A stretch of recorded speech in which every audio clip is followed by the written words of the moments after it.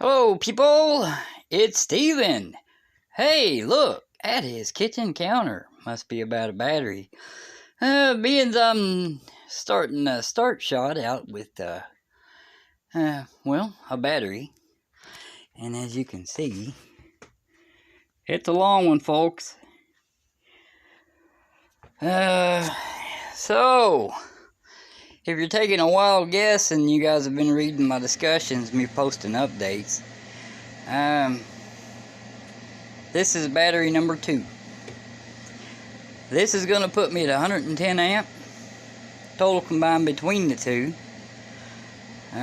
for a speedy takeoff or climbing hills, or hopefully not no wheelie and I end up on my back. But anyway, there's that. Now, those of you wanting to know about what they can expect on taking the battery out while I've got the case out, I'll give you a hint. Alright, first off, your foot peg has got to be out of the way. If you take this bottom bolt out down here, you can spin it around. If it's too tight to spin, there's a nut on the other side of the bike. Loosen it up a little and just spin this.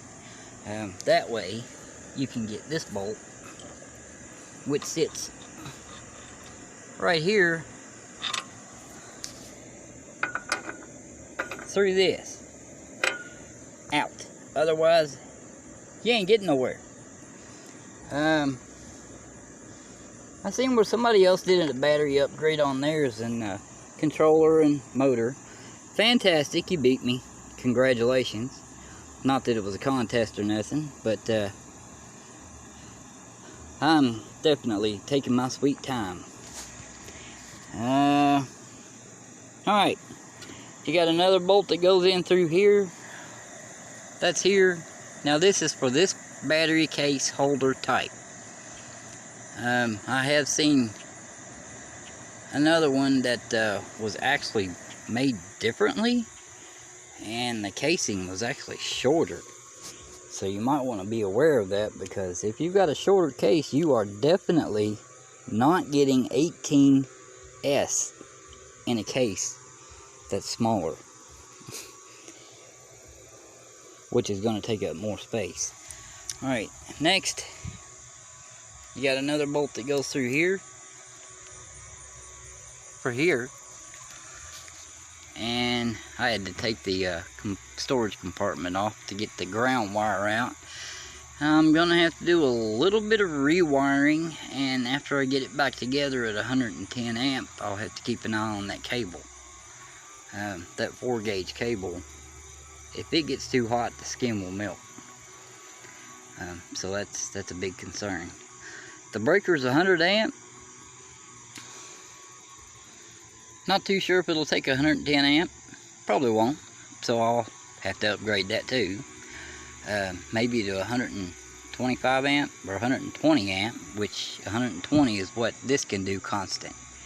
It's rated 150, but its constant is 120. So running it at 110, that's going to put it close to max constant. The wiring that I'm going to have to work on, I'm probably going to have to rework some of this original battery. I got this one added in, and I'm going to do delete, goodbye, got a better one, because this one's only about 8 amp, no, 10. Yeah, 10. Oh crap. I don't know. Thunder. I get my battery tore down on the porch. It gets cloudy and starts to thunder. There's the clouds. Yep.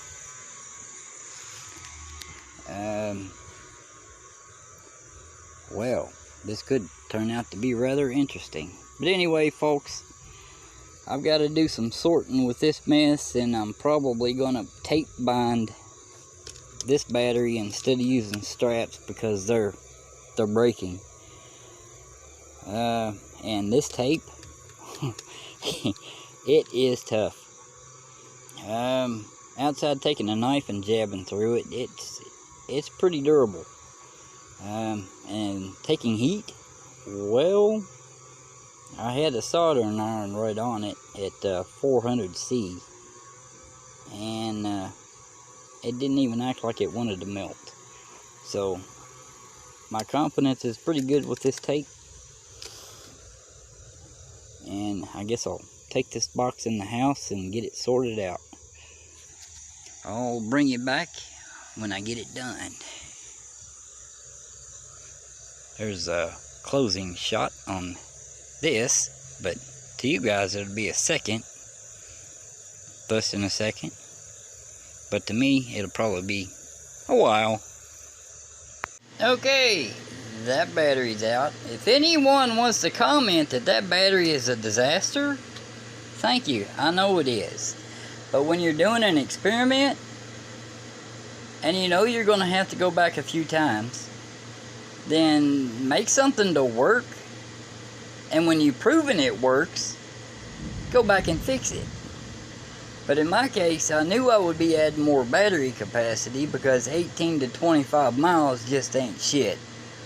Not for my parts.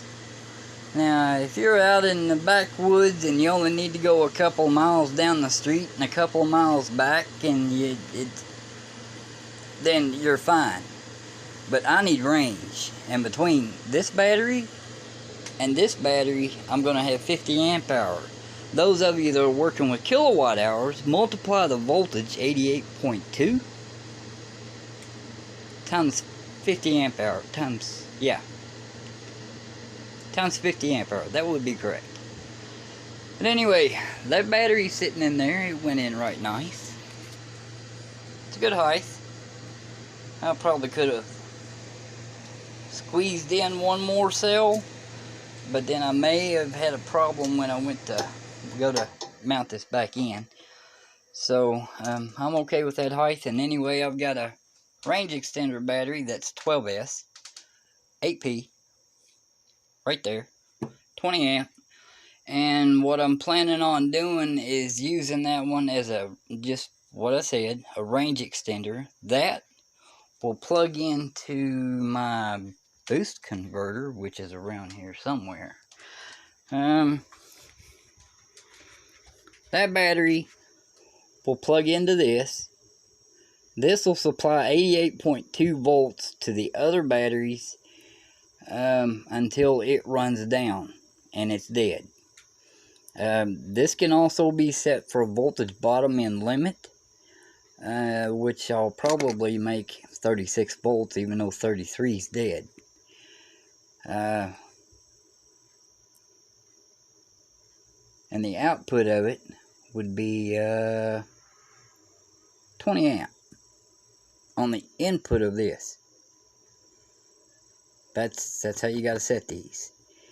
And then you get whatever you get on the outside. But with the range extender battery hooked up like that, you can get farther range. It'll still supply power. It may not feed all the power that it wants, but there'll still be supplemental power in there. And I've already been testing something like this for a while. Matter of fact, about 8 months.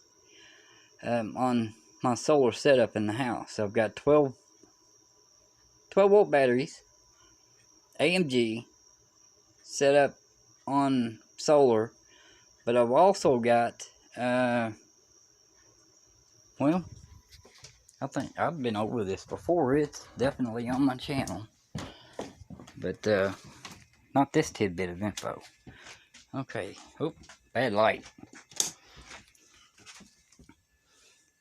Lead acid batteries, there's several of them. Now my fallback charge is automatic. I've got it set on this board. Okay, so solar charge controller, the inverter, pure sine wave, compatible with 16 volts, and the lithium batteries is what's feeding this. So that's 16 volts max, actually 15.9 on the batteries. And I've got power. Here we go. This is getting into what I'm doing with the bike. Alright, off the lead acid batteries, I've got a boost converter right here. The same type.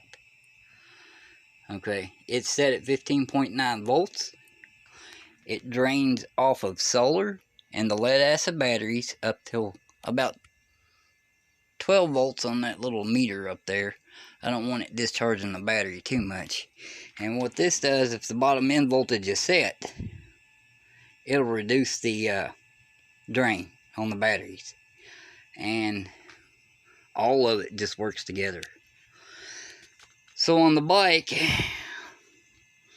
I'll be charging at a lower voltage from 24 volts stepping up to 50 volt, and then from 50 volt, actually when it's dead, 36 volts stepping up to 88.2 for the two primary batteries. I hope this makes sense to you guys. But it's been working just fine on the house. It's good to put those lead acid batteries back in service because they've been sitting for almost a year. Just sitting there. Not doing absolutely nothing. So I put them to work. Anyway, it's starting to rain. This battery, I'm going to give it a facelift, I'm pretty sure. Because that's just a disaster. I don't have any of the leads sorted out and mounted.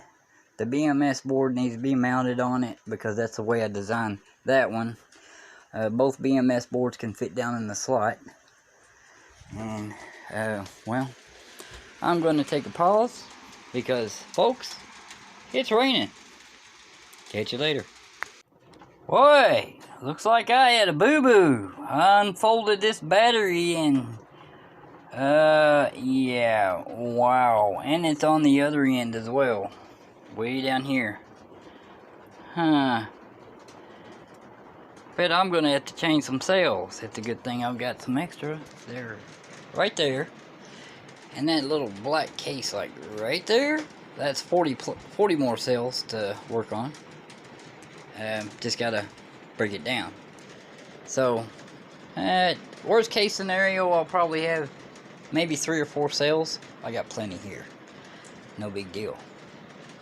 But as I was saying, when you're doing an experiment and you're planning on making it better later, go with what makes it work and then go back and improve it later. Because if you do it absolutely, I mean, perfect example.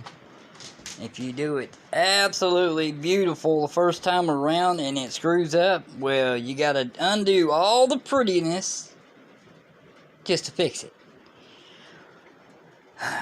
Now, I went through this very carefully. Made sure all my welds were good. Make sure they had continuity throughout. And it's good. Tested it last night. The BMS is good. The BMS is rated at 80 amps, so it will have no problem doing 60. At least that's what I'm going to set it at. Well, not even that. 55 amp between both batteries, 110 amp total. That's going to be some kick. Okay, back in a little bit. Okay, people, it's been about a week, but I'm done. I took my time with it. Plus, with that battery complication, I had to tear into the original battery and sort out some issues. I didn't lose any cells, so that's fantastic. I did, however, have to fix some link breakage where it shorted out. It burnt the links out. So yeah, it's done. I'll pull you in here a little closer on the other side. Now, if you guys watched my other videos, you know this was all spaghetti. I mean, complete disaster. I've got them wire tied to the frame here and here. Locked it in, sorted my power cables out, actually put some posts in so I can run ground. This is all 4-gauge wire. I'm waiting on the Amazon delivery right now to bring me a 125 amp resettable breaker instead of using a fuse.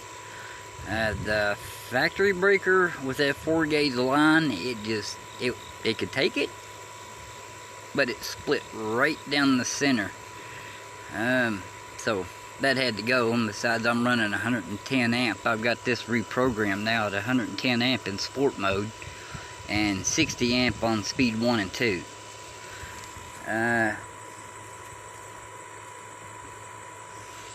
Yeah, this battery wasn't that easy to get in this box either. I had to bend this, and also, yeah, these are the only two I bent in order to get both batteries in.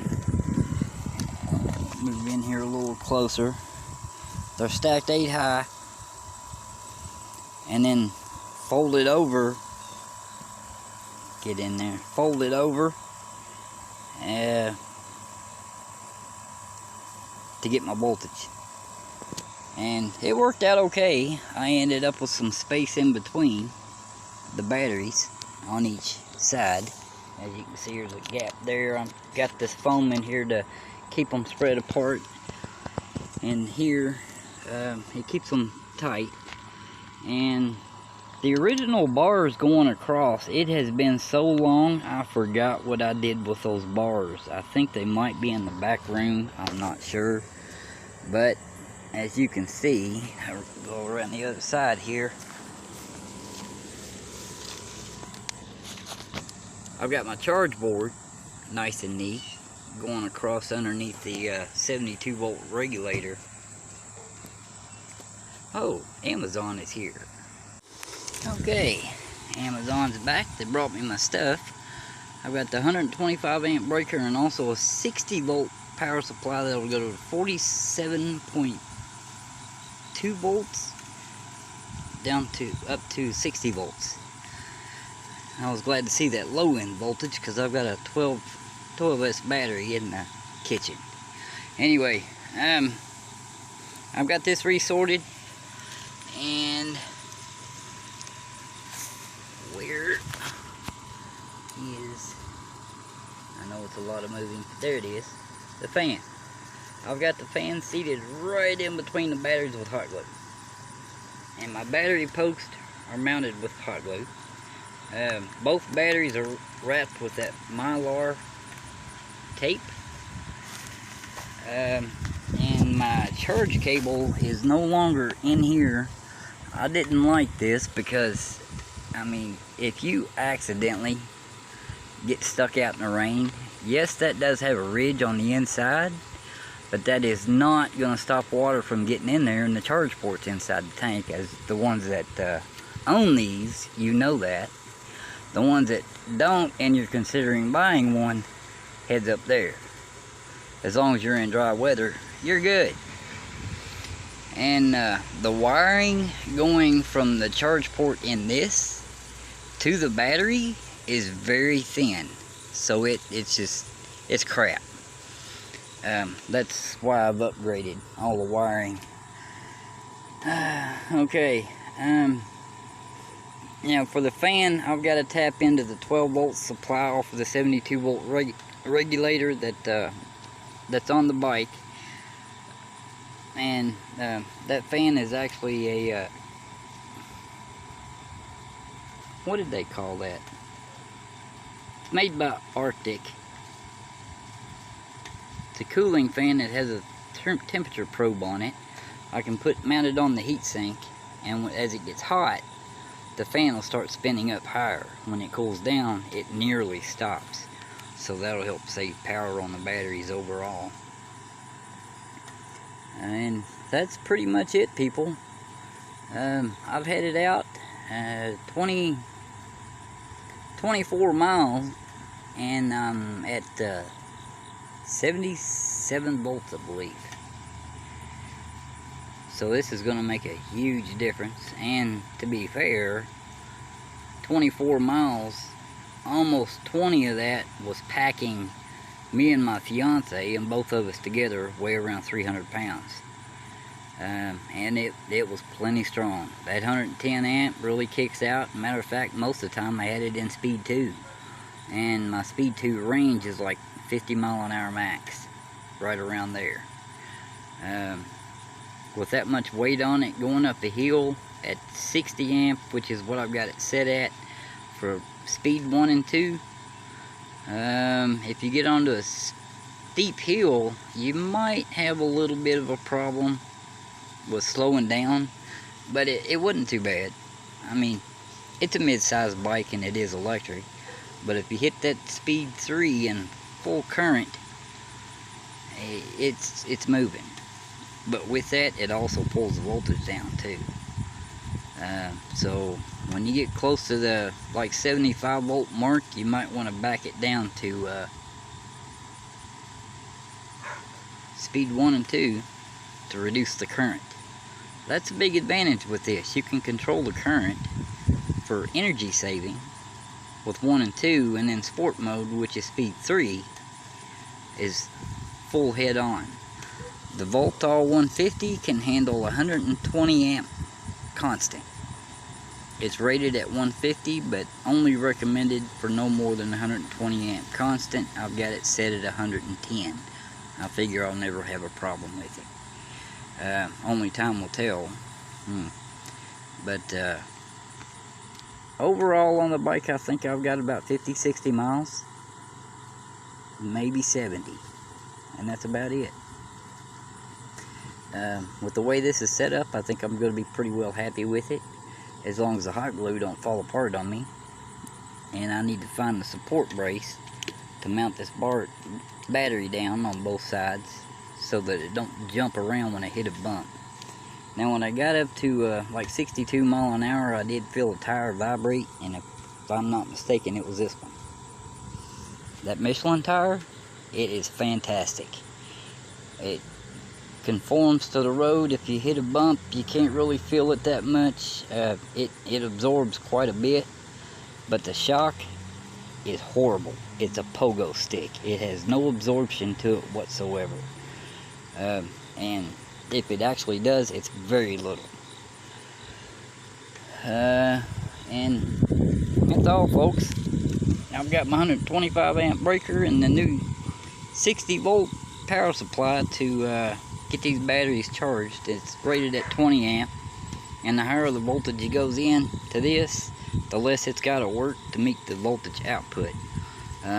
So it's a trade-off. Higher voltage input, more current out.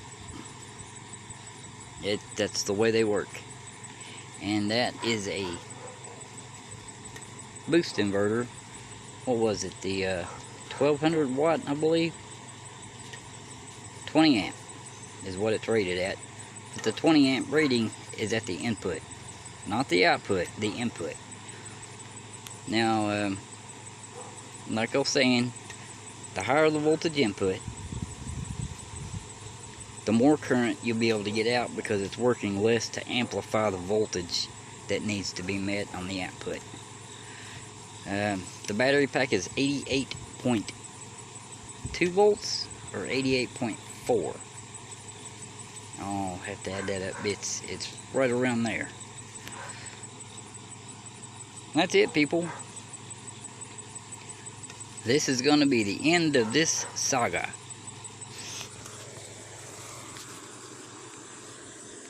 Not too sure I'm going to do anything else with it. I was considering painting it, but I don't know. I do have the paint, but I still need to buy a clear coat. And it's already September. I haven't drove it very much this year at all. Matter of fact, I think maybe 30 miles this year. That's it. It works.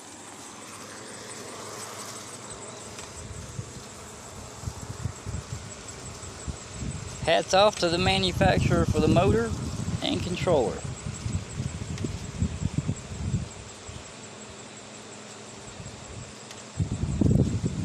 Yep. Okay. Alright, people. You have a good one. And this upgrade is done. Oh, let me add in. This power supply is 42.7 to 60 volts.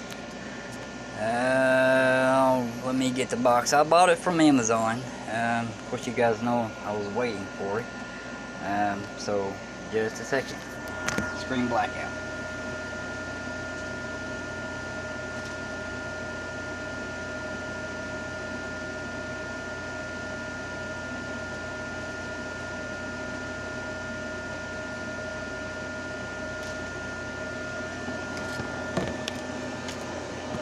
Okay, I'm back. Brand name, Michelle, or whatever. But anyway, hopefully this works out. Now the 24 volt at 20 amp, it worked just fine. It held right in there. I didn't run it at peak, but however I did do 18 amp, and I'm going to do the same thing on this, and I think it's actually rated at 21 amp.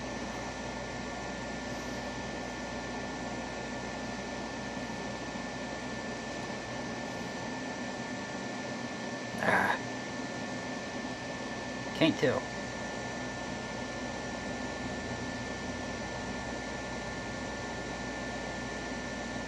Well, it don't say it on the box.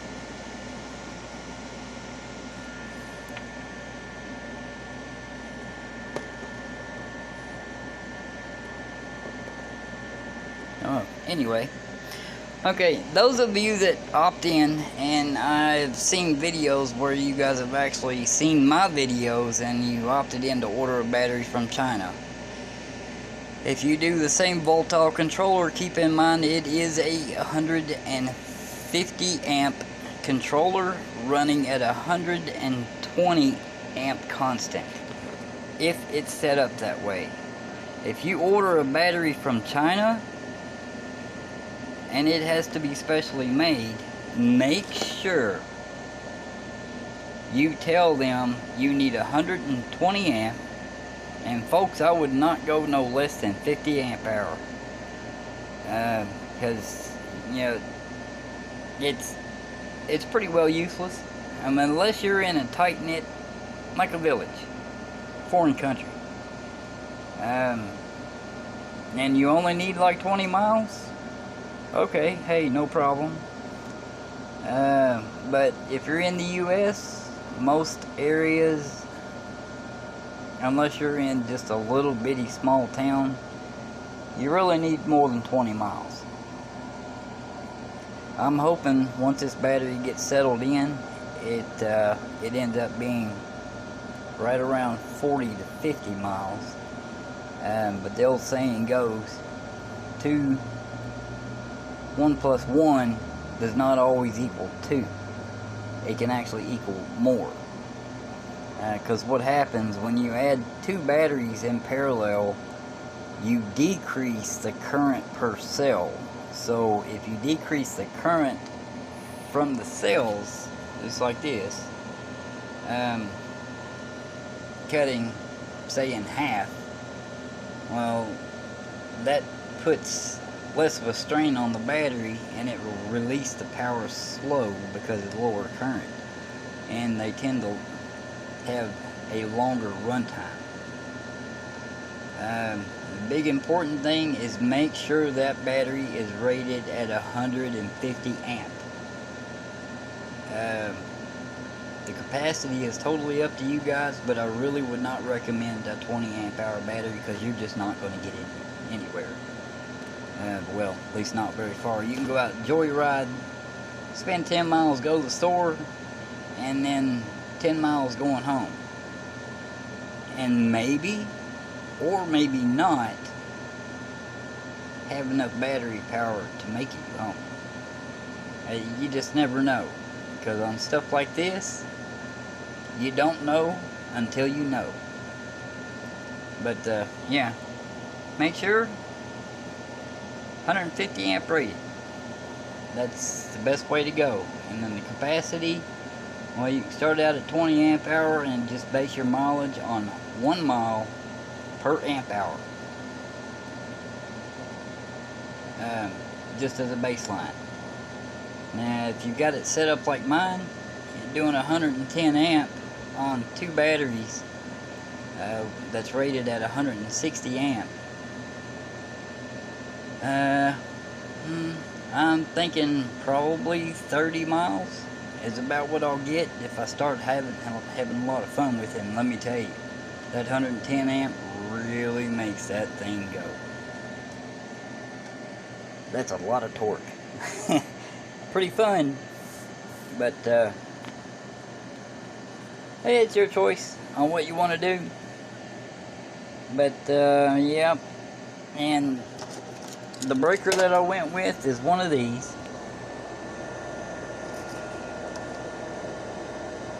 Resettable. And I got the type with the Allen wrench, and there's a reason for that. If you get the one with the terminal ends, you may end up having problems with the terminal ends unless you've got the proper tools to crimp them down. I've always had problems with big cable and terminal ends that you're supposed to crimp. So I always try and look for an Allen wrench. This is supposed to be compatible for up to 0 gauge wire, which is fine. I'm only using 4 gauge, and it's really not getting hot. I took it about 4 miles this morning in speed 3, just running it hard, trying to run the battery down and get it ready to recharge. And the only thing that was really warm was the controller, which is to be expected. Okay, yeah, so if you guys want to replace your breaker, just look for one of these. Those China made 100 amp. Of course, I realize this is most likely China made, but what comes with the bike, they're not very durable. Mine did split in half. In fact, I'll show you.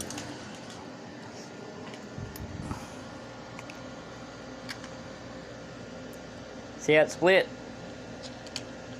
Only on that side though. This side stayed okay, but it split on this side. Now both sides have 4 gauge cable going in it, and it's a 100 amp breaker that come with the bike, and it does work. But when they start splitting out like that, well, that's a problem. And well, I changed it anyway because 100 amp is not going to handle 110 amp. Alright, well, people, that's the last update I'll be doing on this thing. If you guys want to know anything else about charging or battery build or whatever, post the comments below, and I'll keep an eye out for comments. YouTube is horrible for not notifying me about comments posted, so keep that in mind. Have a good one, people. Alright, just wanted to add in, I realize there's a lot of shaking in the camera. I do apologize, but I am doing everything with my phone, people. I have had some complaints about the shaking. I try not to, but when you're trying to focus in on what you want to work on and you're holding the camera at the same time, well, things tend to get out of sync. I realize, and I do apologize again, because motion sickness is something that I go through watching some videos on YouTube. When the camera starts moving around a lot and I've got full screen, I was like, ugh. I have to get rid of full screen and go back down to normal view, just to have that solid view around it. My brain just gets all scrambled, and I start getting motion sickness.